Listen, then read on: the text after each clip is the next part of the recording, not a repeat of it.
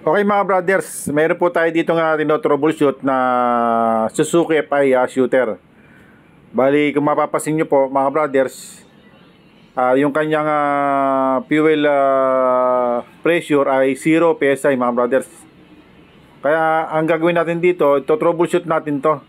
Checkin natin yung mga wirings na naka-connect po dito mga brothers, isa-isa. At saka checkin natin nasa loob mga brothers, ito po mga brothers ay dinala po din sa atin sa shop.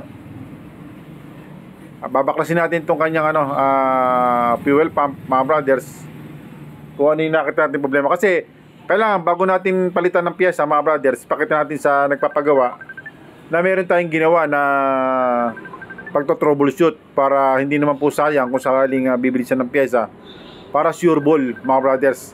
Yan, checkin natin yan, yung kanyang mga wire. Isa-isa po yan mga brothers. Tatanggalin natin tong fuel pump nya, para po ma-check natin kung ano talaga yung pinanggalingan o ano talaga ang problema, kung bakit ganito. Baka wirings lang mga brothers, okay? Pero bago natin simulan yung mga brothers, kung napasya ka lang sa aking channel, huwag niyo sanang kalimutan na mag-subscribe, pakipindot po ang notification bell button, piliin niyo po yung all para updated po kayo sa mga video na i-upload, okay?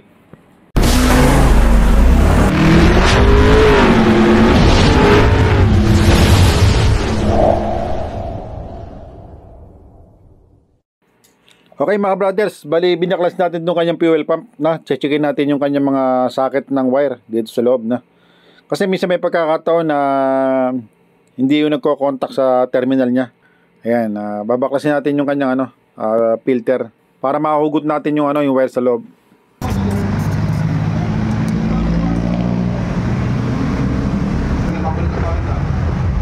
Sabi mo sa akin, hindi siya may kakabit. Kung hindi, kung walang daanan. Yun ang sinasabi ko. May natututunan na. Oo, ngayon yung bida. Ang gaya ng pagkasi ang mga. Ito GR bag naman, iba naman ito eh. Logo. Parang bakit eh.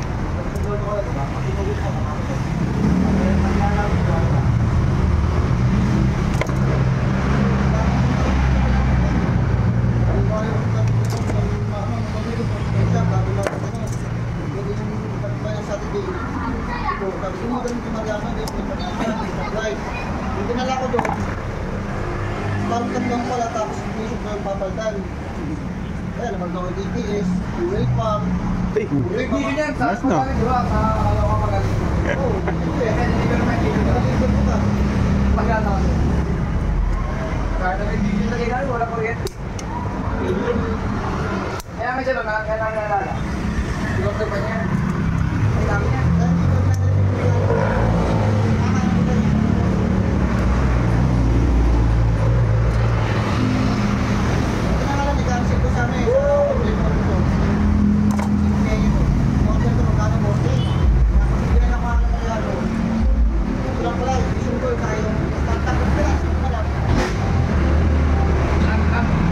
Tanggalin namin.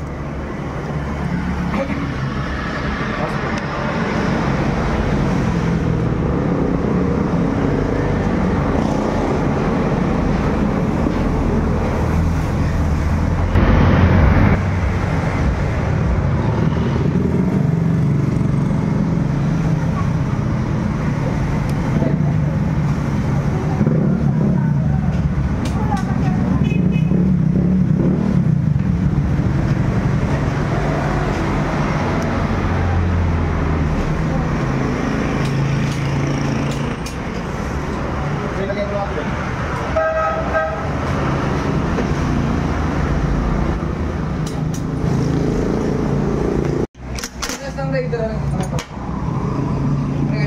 Ano kaya? Bakit? Natalabas yung gawin. Natalabas yung gawin. Dapat sisirit yung tutusin mo lang. Tapos saan yung motor? Gato. Okay mga brothers, bali chinik natin yung mga wirings niya, okay naman yung connection niya. Yung mga terminal okay naman. Ngayon napakita natin sa may-ari na walang problema dun sa ano niya, sa mga wirings. Ngayon ang problema talaga yung fuel pump na talaga. Kaya papalitan natin to, no.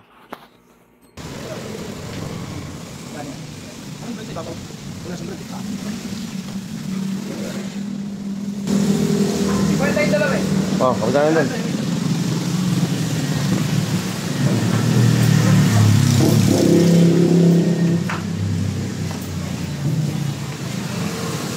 Same lang pala sila ano, Raider dyan. Yun.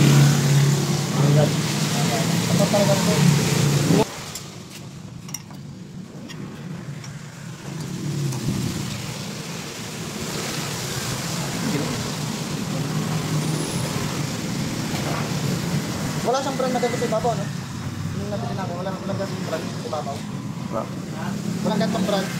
Wala siyang brand. Lang po, ano lang. Pero mukhang mas magandang klase to. Kesa dyan. Maganda yung pagka-plastic niya eh.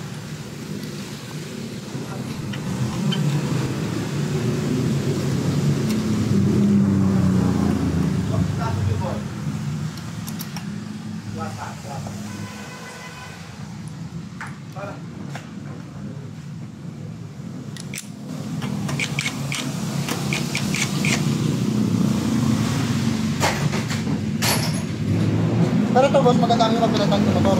Motor, pumili ka.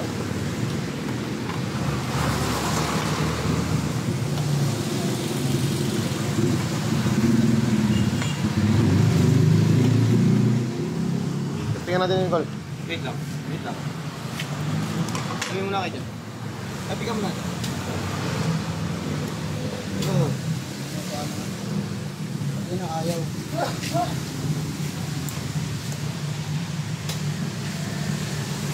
Okay, start.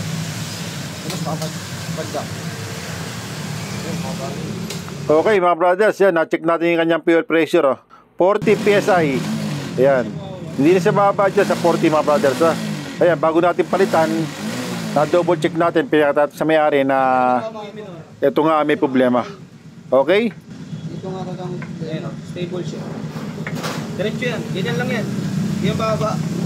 Kahit birado-rahin mo yan, ganyan lang yan. Tama.